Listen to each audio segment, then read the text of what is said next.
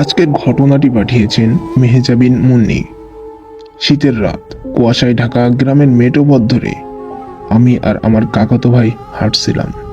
ঢাকার ব্যস্ত জীবন থেকে ছুটি নিয়ে এসেছি খুলনার বাগেরহাটে, আমাদের গ্রামের বাড়িতে। ভাইয়ার 3টা ঘের। আগেও অনেকবার মাছ ধরতে গেছি, কিন্তু আজকের রাতটা একটু আলাদা। ভাইয়া জানালো সে নাকি নতুন একটা ঘের কিনেছে। আজ রাতেই মেশিন দিয়ে ঘেরের পানি তুলে ফেলবে। আমাকেও যেতে বলল। আমি রাজি হয়ে গেলাম। রাত তখন 11টা। চারদিকে ঘন কুয়াশা, যেন বাতাসেও ভেজা শীতের থমথমে গন্ধ। আমাদের পা দুটো কাঁপছে, ঠান্ডায় না ভয় জাগানিয়া নিস্তবতায়, তা বুঝে উঠতে পারছি না। ঘেরটা একেবারে নির্জন, আশেপাশে কোনো বাড়িঘর নেই। পুরনো গাছপালা, ভাঙা বেড়া আর একটা পুরা কুঠিরের ধ্বংসাবশেষ যেন কোনো ইতিহাসের চিহ্ন হয়ে দাঁড়িয়ে আছে। ভাইয়া মেশিনে তেল ঢেলে চালু করে। প্রথমে ঠিকঠাক চলে, তারপর হঠাৎ করে ঝুঝু শব্দে বন্ধ হয়ে যায়। আবার চালু করে, আবার বন্ধ। কয়েকবার এভাবে হতেই থাকে। ভাইয়া বিরক্ত হয়ে তার 2 বন্ধু শামীম আর রাসেলকে ডেকে নেয়। পানি যখন শেষ পর্যন্ত উঠে যায়, ঘেরের পুকুর তখন কুয়াশার মাঝে কালো একটা ভয়ঙ্কর কিছুর মতো দেখায়। আমরা 4জন মাছ ধরতে শুরু করি। প্রথমে অনেক মাছ উঠলো। 4জন মিলে প্রায় 3 বালতি মাছ রাখলাম ঘরের ভেতরে। প্রতিটি বালতির মুখে টিনের ঢাকনা দিয়ে ঢেকে রাখলাম। এরপর যখন আবার মাছ রাখতে আসি, দেখি 1 বালতির মাছ উধাও। কেউ বিশ্বাস করতে পারছিল না। আবার রাখলাম, আবার মাছ কমে যাচ্ছে। ভাইয়া রেগে গিয়ে আমাকে পাহারা দিতে বলল। আমি ফোনে ফ্রি ফায়ার খেলতে খেলতে পাহারা দিচ্ছিলাম। এরপরও মাছ কম।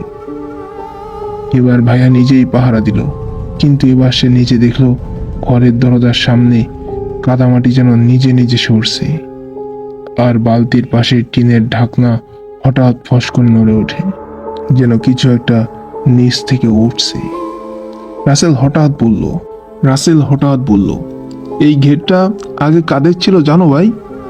আমি শুনেছি এক পাগল থাকতো এখানে, কসাইয়ের মতো মানুষ কেটে বলি দিত। লোকটা নাকি শয়তানের পূজা করত, আর একদিন এই ঘেরেই মাটি চাপা পড়ে মরে যায়। ভাইয়া হেসে উড়িয়ে দিল। তুই এত সিনেমা দেখিস, সব বাস্তব ভাবিস।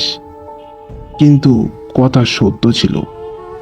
রাত বাড়ে, মাছের হিসাব মিলছে না। 4জনই ক্লান্ত। হঠাৎ এক সময় ঘরের পাশ দিয়ে পচা রক্ত আর মাছের গন্ধে মেশানো ভয়ানক এক গন্ধ আমাদের নাকে আসে। বাইরে গিয়ে খুঁজেও কিছু পেলাম না। ঘরে ফিরে এসেই দেখি একটা অবয়ব দাঁড়িয়ে আছে ঘরের এক কোণায়। তার মাথার চুল সাদা আর ছড়ানো, যেন শেয়ালের মতো। চোখ দুটো ছিল 3 কোণা, মনি ছিল হলুদ, কিন্তু চোখের সাদা অংশ নেই, পুরো কালো। সে কাঁচা মাছ কামড়ে কামড়ে খাচ্ছে, আর মুখ দিয়ে ঘন কালো রক্ত পড়ছে। চোখ মেলতেই অবয়বটা গড় গড় করে বলতে লাগলো, তোমরা আমার রক্ত ঘেরা ভেঙেছ, এখন বলি চাই। আমরা 4জনই চিৎকার করে উঠলাম। ঠিক সেই মুহূর্তে দূরের মসজিদ থেকে ফজরের আজান ভেসে এলো। আজানের শব্দে সে অবয়বটা ছিন্ন ভিন্ন হয়ে কুয়াশার মতো হাওয়া হয়ে গেল। চোখের সামনে তীব্র আলো ঝলকে উঠল। ঘরের বাতাস কাঁপতে লাগলো। আমরা জ্ঞান হারিয়ে ফেললাম। পরদিন জ্বর, অসুস্থতা, আতঙ্ক সব মিলিয়ে 4জনেই কাঁপছি। ভয়ঙ্কর দুঃস্বপ্ন দেখতে থাকি। একটা গলা কাটা মানুষ, আর শরীর নেই। সে শুধু দাঁত কটমটিয়ে বলে, আমার ক্ষুধা মেটেনি। ভাইয়া এক হুজুরকে আনলো। তিনি পানি পড়ে দিলেন, দোয়া পড়লেন, ঘরের 4 কোণায় কিছু লিখলেন। এরপর বললেন, এই জায়গায় আগে শয়তানের উপাসনা হতো। এখানে রক্ত ঘেরা ছিল এক বলি ক্ষেত্র, যা কেউ না জানিয়ে ভাঙলে অভিশাপ নামে। তোমরা ভাগ্যবান, আজান তোমাদেরকে বাঁচিয়ে দিয়েছে। শেষে হুজুর বললেন, শনিবার সকালে যদি কোনো অচেনা মুসাফির আসে, তাকে দান দিও, সে সত্যিকারের রক্ষক। আমরা তাই করলাম। এক অচেনা বৃদ্ধ এলো, শুধু বলল, এবারের মতো রক্ষা পেয়েছ, ঘর পাল্টাও। তারপর সে মিলিয়ে গেল। কেউ আর তাকে দেখতে পায়নি।